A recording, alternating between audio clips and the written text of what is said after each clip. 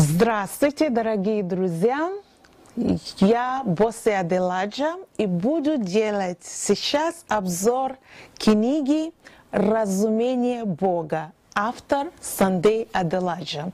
Этот обзор входит в флешмоб, приуроченный к 50-летию автора. Я хочу сообщить вам, что эта книга была написана в 2005 году. Мы сейчас находимся в 2017 году. Это получается 12 лет назад.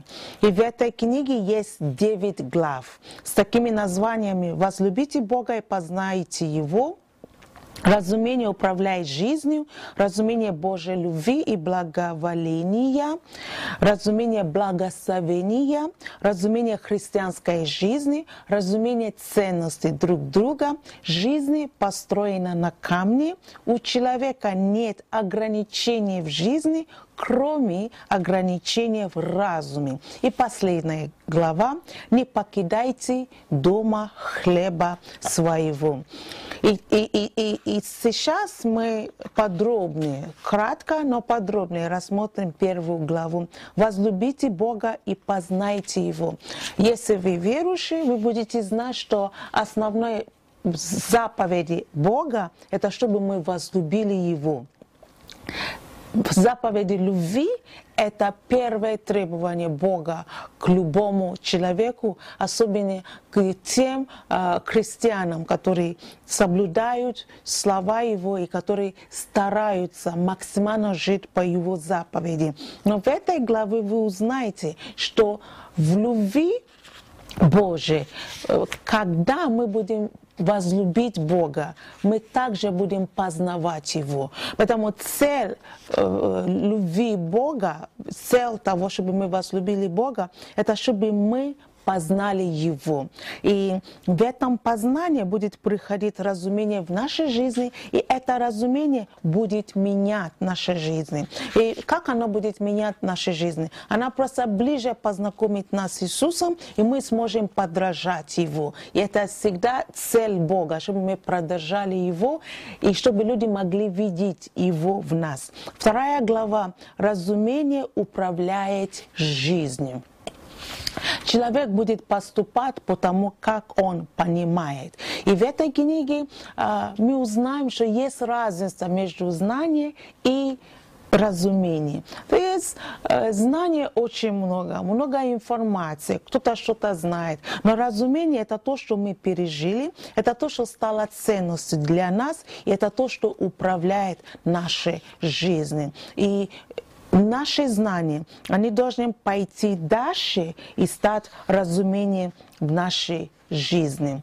И чтобы разуметь, надо внимать. Вот. Именно человека, который внимает, впоследствии он может разуметь то, что Бог говорит. И разумение – это то, что сберегает нас жизнь. Через разумение мы можем обновлять наши ума, мы можем обновлять наш разум, который нужно для постоянно работы над собой, чтобы мы стали образом, который Бог хочет, чтобы мы стали. И невозможно разуметь Бога, невозможно иметь разумение без Слова Божьего. Это вообще основание. И чем больше будем читать Слово, чем больше будем разумлять, размышлять над Словом, тем больше разумение придет в нашей жизни. И именно такое разумение будет управлять нашей жизнью. Разумение могущественно. Это то, что управляет нашей жизнью. 3 глава – разумение Божьей милости и благоволения. Ой, Господи! как велика Божья милость. Я не думаю, что я могу его описать, я не думаю, что вы можете его описать. Оно без конца. Божье благоволение, оно без конца.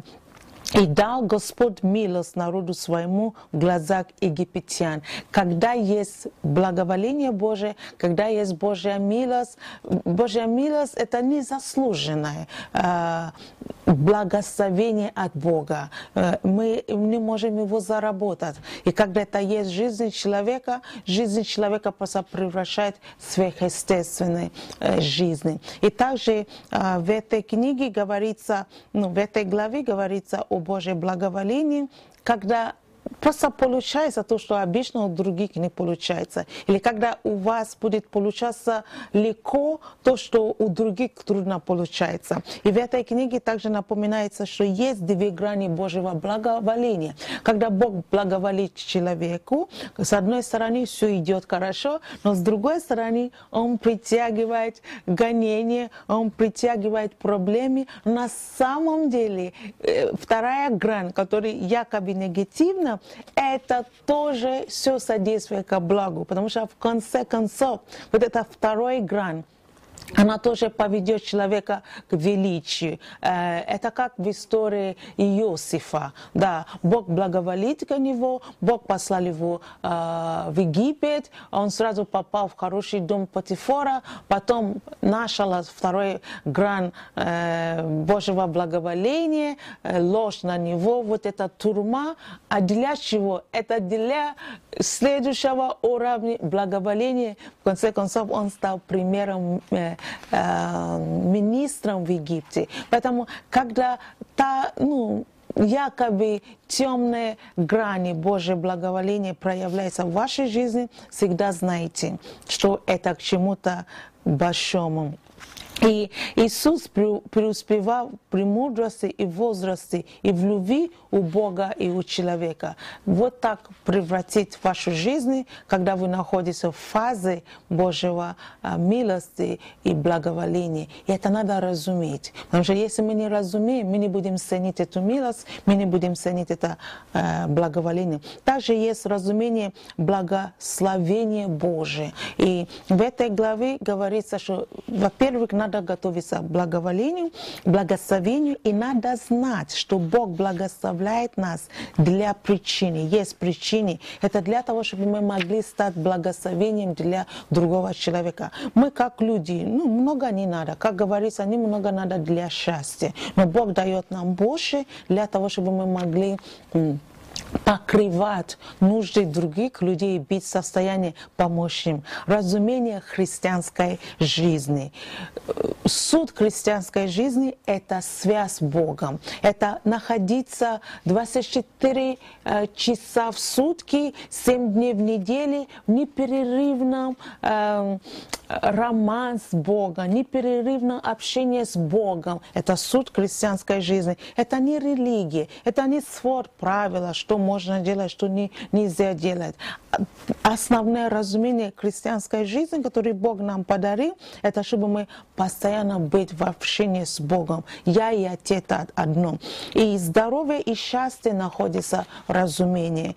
И когда мы понимаем суть христианской жизни, поймем ценности Божьи и будем жить для Божьей ценности. Мы не будем жить по закону. И жизнь Иисуса Христа станет образом нашей жизни, и мы всеми фибрами будем стремиться уподобиться Христу во всем. 6 глава – разумение ценностей друг друга. Тут речь идет об единстве и о том, чтобы мы поставили другого выше себе, понимая, что один опор не воин, и эта жизнь, это мы, это не я или это ты, это мы вместе. И человек, который разумеет Бога, будет разуметь роль друг друга. И благодарность, почтение, помощь, это будет ценности в жизни такого человека. 7 глава «Жизнь построена на камне».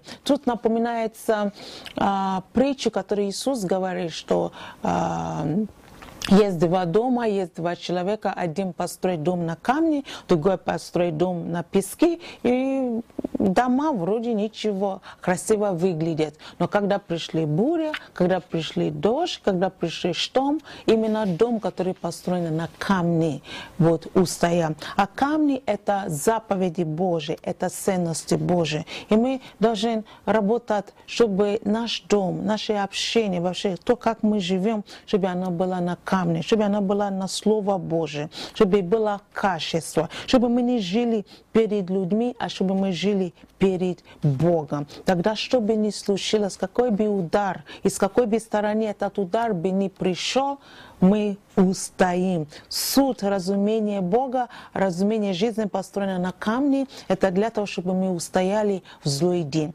8 глава. У человека нет ограничений в жизни, кроме ограничений ума.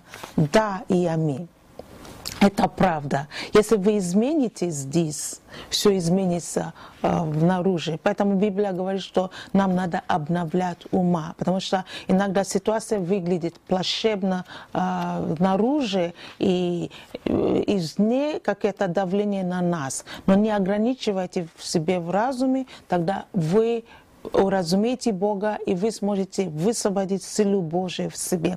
И последняя глава: не покидайте дом хлеба своего. Знаете, некоторые люди в последнее время недооценят церковь, недооценят собрание святых. Но есть место, где Бог поставил память Его имени. И есть церковь также, это как дом хлеба. Есть некоторые вещи, которые только в церкви мы можем их получать. Поэтому, когда Бог поднимает вас, не оставляйте, не покидайте источник. Кем бы вы ни стали, как бы Бог не поднимает вас, потому что если вы оставите дома хлеба, вы потеряете все преимущества. Это значит, что вы не разумеете Бога до конца. Но как же можно оставить дом хлеба и пойти в голод?